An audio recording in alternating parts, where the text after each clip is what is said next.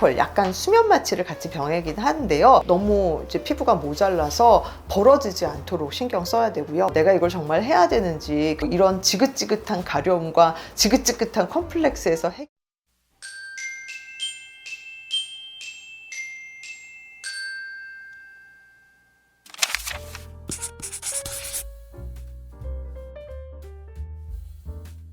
수술 어떻게 하나요? 라고 하면은 저희 병원은 연고 마취도 같이 합니다. 물론 프로포폴, 약간 수면 마취를 같이 병행하긴 하는데요. 수면 마취 한다고 안 아픈 건 아니거든요. 그래서 연고 마취도 진행하고 경우에 따라서는 국소 마취도 같이 할 수 있습니다. 그리고 적절한 디자인을 통해서 예쁘게 문제 있는 부분을 잘라내고요. 그 다음에 이제 꼬매게 되죠. 그래서 경우에 따라서는 대음순 같은 경우에 녹는 실을 병합하는 경우도 있는데, 가려움증 원인이었던 경우에는 이 녹는 실이 또 하나의 이물 반응, 면역 반응을 일으킬 수 있기 때문에 가급적 이물질을 남지 않는 원칙 하에서 수술을 진행하시는 걸 권합니다.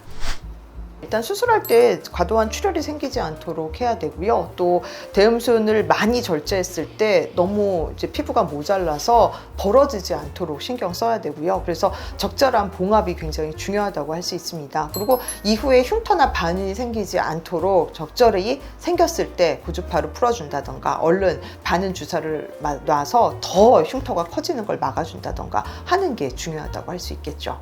사실 대음순 자체의 문제만 가진 경우보다는 소음순의 문제를 같이 동반한 경우가 많아요. 왜냐, 아까 전에 저희 병원에서도 이제 가려움증이 주된 굉장히 많은 분들의 어떤 수술 대상이다라고 말씀드렸듯이, 소음순 비대로 인해서 잦은 질염으로 인해서 거기에 면역 반응까지 더해져가지고 대음순까지 피부 손상이 진행되는 경우도 있어서, 대음순 수술을 하면서 소음순과 음액 포피를 같이 제거를 해줘야 되는 경우가 사실 빈도가 더 많긴 합니다. 그래서 이런 경우는 내가 문제점이 뭔지 파악해서 단순한 미용 목적이 아니라 내가 이후에 얼마나 편안한 생활을 할 수 있는지, 또 얼마나 잦은 질염을 방지할 수 있는지, 가려움증을 완화시킬 수 있는지에 대해서 이제 선생님과 충분한 상의가 필요할 것 같습니다.